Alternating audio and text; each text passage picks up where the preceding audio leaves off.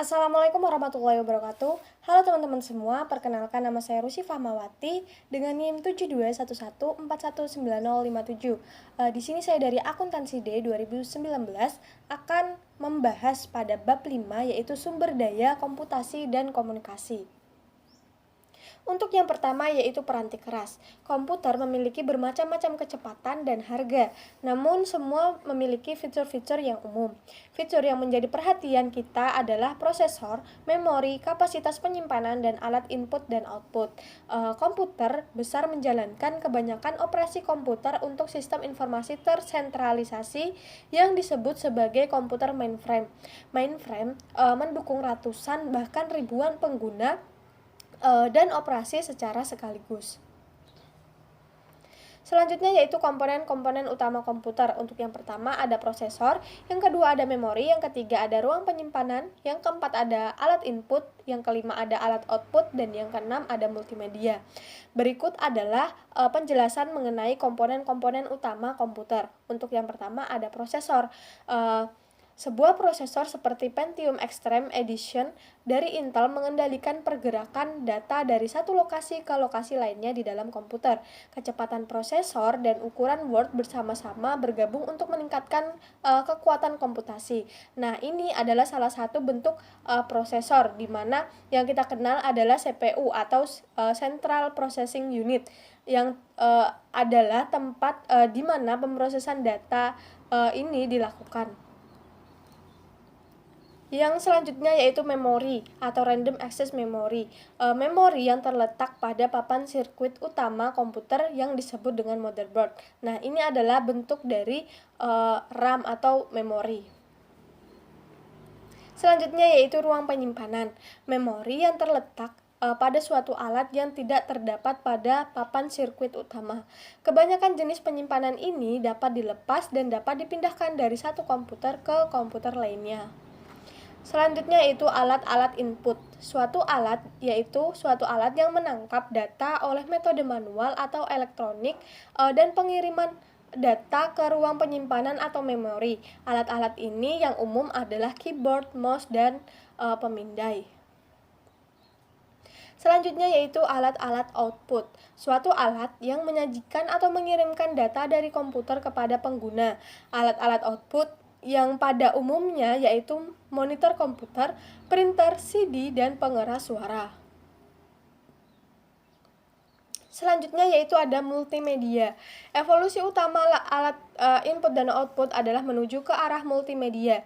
Penggunaan lebih dari satu media pada saat yang sama, yaitu sebagai contoh, informasi dalam bentuk teks dapat diproyeksikan ke layar komputer dengan disertai oleh satu gambar atau video.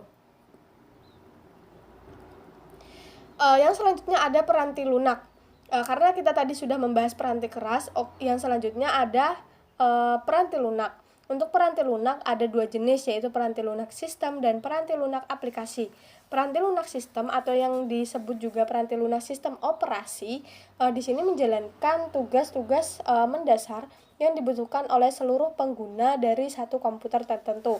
Sedangkan peranti lunak aplikasi siap pakai dapat diprogram sebelumnya untuk menghitung pajak, akuntansi untuk penggajian, penyusutan aset tetap, dan banyak transaksi-transaksi bisnis lainnya adalah transaksi standar.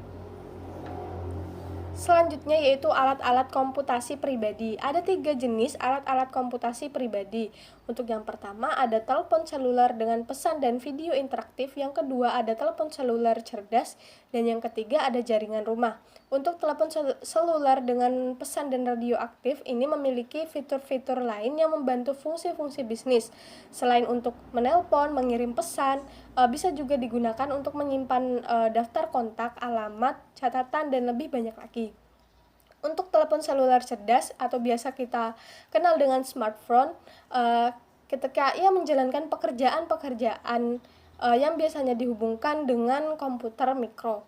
Sedangkan jaringan rumah ini telah sama populernya seperti perusahaan TV dan perusahaan telepon yang memasarkan modem untuk koneksi internet. Selanjutnya yaitu ada komunikasi. Kecepatan transmisi data antara komputer berlangsung melalui sistem telepon publik sering kali lebih lambat dari ketika komputer tersambung melalui jaringannya sendiri. Alasannya adalah karena protokol untuk komunikasi suatu telepon publik dirancang untuk komunikasi suara dan kualitas serta kecepatan saluran komunikasi ini tidak harus tinggi. Dalam komunikasi, kita akan membahas untuk yang pertama yaitu koneksi publik. Seorang yang menggunakan sistem telepon tetap dapat memahami komunikasi bahkan ketika saluran tersebut memiliki suatu statis atau suara berdengung, sedangkan komputer membutuhkan koneksi yang sangat diandalkan. Selanjutnya yaitu saluran pribadi. Suatu sirkuit yang selalu terbuka untuk lalu lintas komunikasi Anda. Istilah-istilah saluran sewaan dan saluran khusus juga dipergunakan. Saluran pribadi yang ditujukan untuk Anda gunakan disediakan oleh penyedia layanan umum yaitu perusahaan telepon. Selanjutnya yaitu jaringan pribadi maya atau virtual private network. Saluran pribadi ini sangat mahal biayanya, paling tidak jika dibandingkan dengan koneksi internet. Saluran pribadi lebih aman karena data organisasi Anda adalah satu-satunya data yang berada pada saluran komunikasi. Yang keempat ada komunikasi jaringan. International Organization for Standardization didirikan pada tahun 1946. Organisasi ini menciptakan arsitektur standar interkoneksi sistem terbuka bagi koneksi-koneksi jaringan. Selain standar bagi arsitektur jaringan, dibutuhkan pula suatu protokol. Protokol adalah spesifikasi dari format data yang dikirimkan di antara alat-alat komunikasi. Selanjutnya yaitu protokol untuk komunikasi komputer. Protokol pada awalnya tidak dirancang untuk berbagai data dengan komputer lain dan hanya dengan terminal-terminal. Terminal adalah suatu alat yang tidak memiliki ruang penyimpanan atau prosesor. Terminal hanya menyediakan alat memasukkan dan menampilkan data bagi komputer. Nah, ini adalah protokol untuk komunikasi komputer. Ada sistem network arsitektur, token ring, dan Ethernet. Untuk selanjutnya yaitu paket. Paket adalah suatu bagian dari data total yang akan dikomunikasikan, digabungkan dengan alamat komputer yang dituju, komputer pengirim, dan informasi kendali lainnya. Salah satu protokol pengganti paket yang lebih penting adalah TCP atau Transmission Control Protocol, yaitu protokol pengendali transmisi atau IP, Internet Protocol atau protokol internet. Yang ketujuh ada alamat jaringan. Alamat IP adalah 4 bagian kumpulan angka yang dipisahkan oleh titik. Bagian-bagian alamat tersebut akan menunjukkan jaringan, host, subjaringan, dan komputer yang sedang dituju. Sebagai contoh, alamat IP untuk University of North Carolina di Wilmington adalah 152.20.940. Selanjutnya yaitu jenis-jenis jaringan. Ada 4 jenis-jenis jaringan di sini, yaitu yang pertama jaringan area lokal atau local area network. Yang kedua ada jaringan area metropolitan atau metropolitan area network. Yang ketiga ada jaringan area luas atau wide area network. Dan yang keempat ada internet. Selanjutnya yaitu konvergensi komputasi dan komunikasi.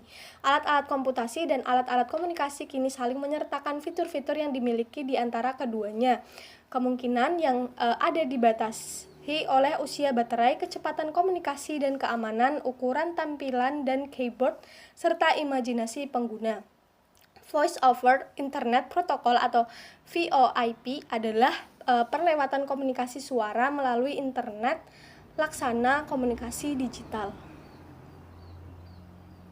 Cukup sekian yang dapat saya sampaikan. Semoga apa yang saya sampaikan dapat bermanfaat bagi teman-teman semua. Wabillahi taufik wal hidayah. Wassalamualaikum warahmatullahi wabarakatuh.